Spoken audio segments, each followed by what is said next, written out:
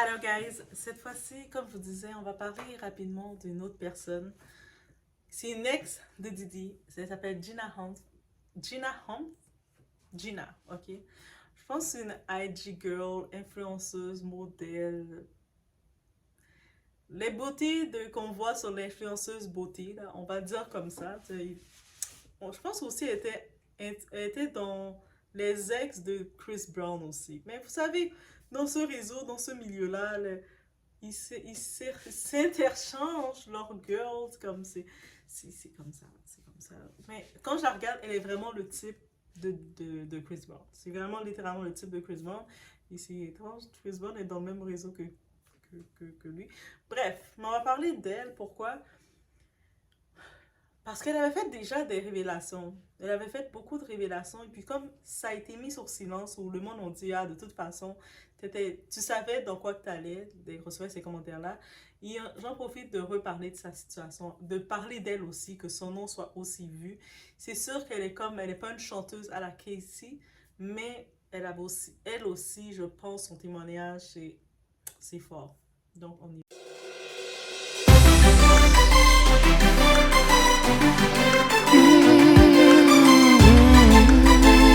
Donc, dans sa relation, concernant aux autres, le titre de Gina avec Didi, elle était sa side. Ça veut dire, le terme side, c'est juste sa fille de plaisir. C'est la fille qui est avec lui pour du bon temps, il sort et puis il l'amène sortir et vous savez.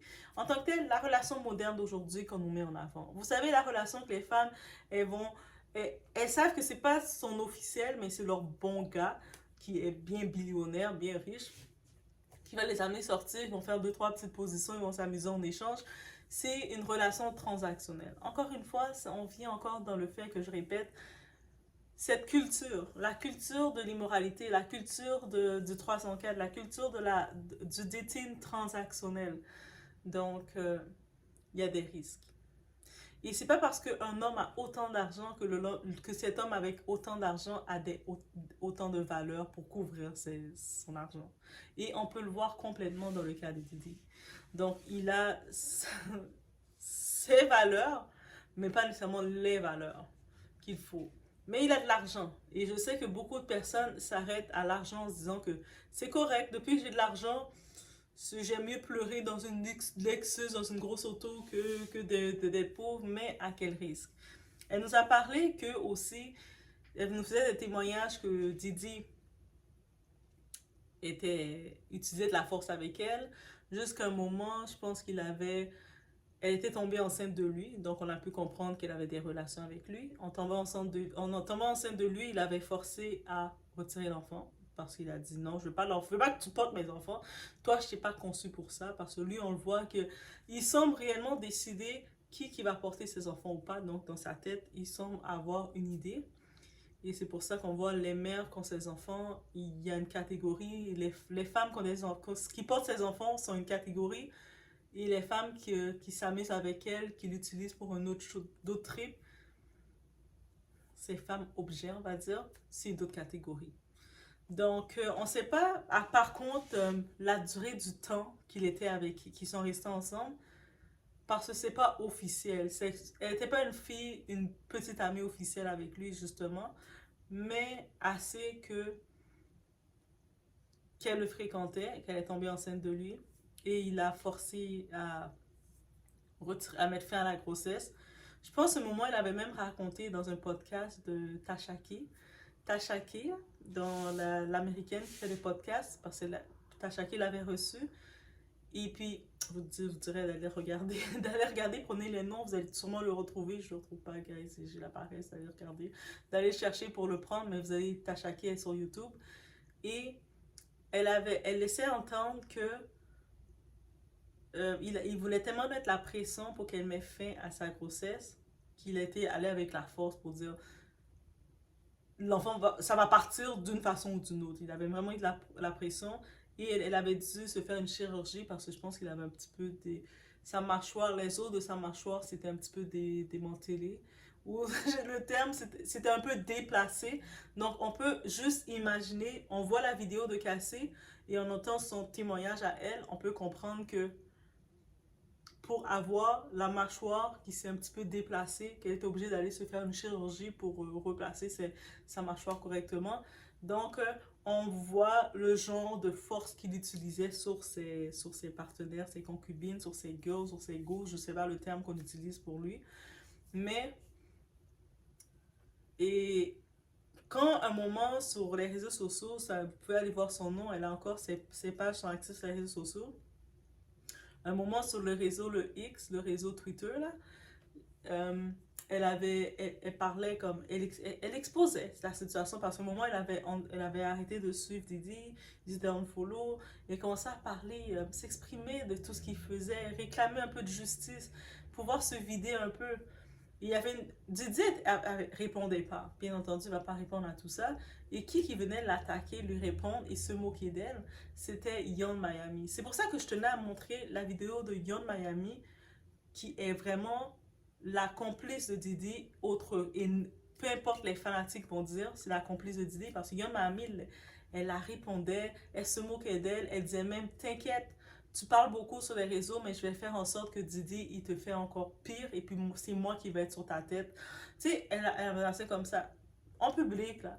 Je sais qu'Yon Miami avait des fans, les fans ont profité de la minimiser, de la ridiculiser en disant à Gina, ah, mais de toute façon, c'est juste, elle est aigrie parce que Didi l'a jetée, il veut plus d'elle, sans comprendre qu'est-ce qu'elle avait vécu, le trauma qu'elle avait vécu.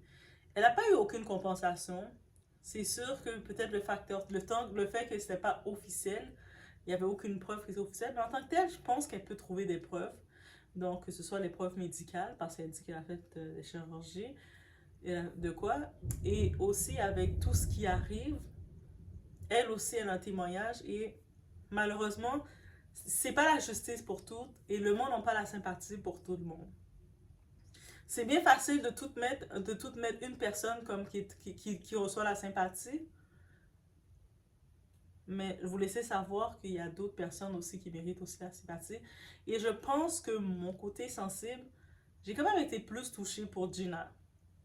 Je la connais pas, elle me connaît pas, on se connaît pas, mais de voir comment, même le moment qu'elle utilisait ses réseaux comme son journal pour partager sa peine, et puis elle se faisait comme attaquer par Yon Miami, et Yon Miami c'est une rappeuse, donc elle a plein de fanatiques débiles. Ah, c'est pour ça que j'aime pas les fanatiques, je vous aime pas. J'aime pas les fanatiques. Et les fanatiques qui comprenaient même pas l'histoire, qu'est-ce qu'elle avait vécu, ils se moquaient d'elle, ils s'attaquaient d'elle, ils disaient qu'elle cherchait du buzz et tout.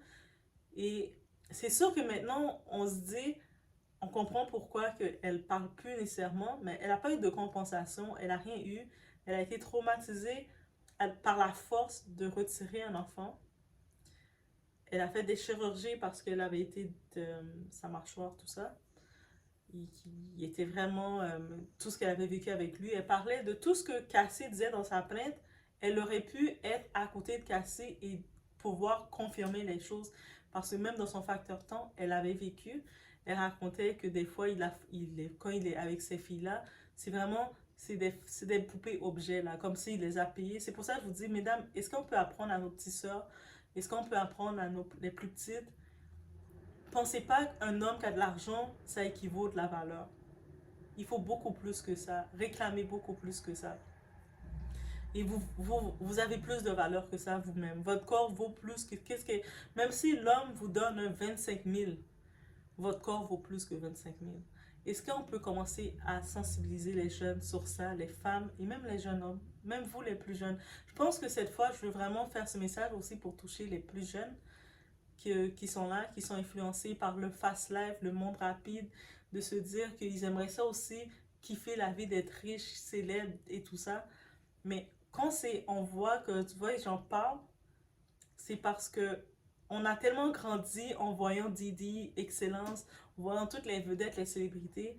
Et c'est pour ça que je vous dis que mettez-les pas en idolation, pensez pas que c'est des idoles, ils sont parfaits, et puis vous commencez à être en admiration comme ça devant eux. Parce que derrière tout ce qu'ils font, c'est du fake. Derrière tout ce qu'ils font, tout le sang qu'ils ont fait couler, vous serez choqués. Donc, c'est vraiment sur ce que je voulais faire rester. Et aussi faire une petite vidéo pour que le nom de Gina aussi ressorte aussi. parce qu'elle n'a pas eu elle a pas eu 30 millions, là. C'est pas comme Cassie qui a 30 millions, qui est avec son gars, là, son coach, avec ses enfants, ils font sa vie, là. Et puis le monde commence à dire, elle va rechanter, tout ça. Non, ok, oui, je comprends que c'est Cassie vit.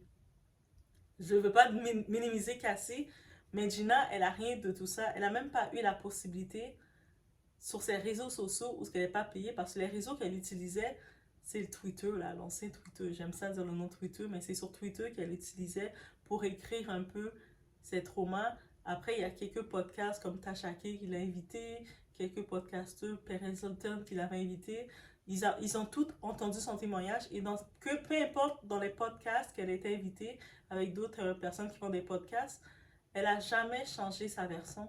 Elle a toujours eu la même version, mais personne n'a pris de la considérer, sa plainte. C'est comme si qu'elle avait le droit de souffrir. Oui, elle aussi, elle a fait peut-être un choix facile, comme beaucoup de femmes le font, et beaucoup de nous le font à cause de le désir de la vie rapide, d'avoir de l'argent, de dating moderne, un gars qui est riche, qui nous gâte, pourquoi, qui veut pas ça? Mais le piège de tout ça. Et je pense dans tout ce qu'on en parle, mais qu'est-ce qu'on peut retenir? C'est un piège, cette vie-là. Cette vie-là est un piège. Le diable est un menteur. Qu'est-ce qu'il t'offre? Ça peut aller contre tout ce que tu penses. Donc, je vous laisse sur ce. C'était une petite vidéo concernant Gina.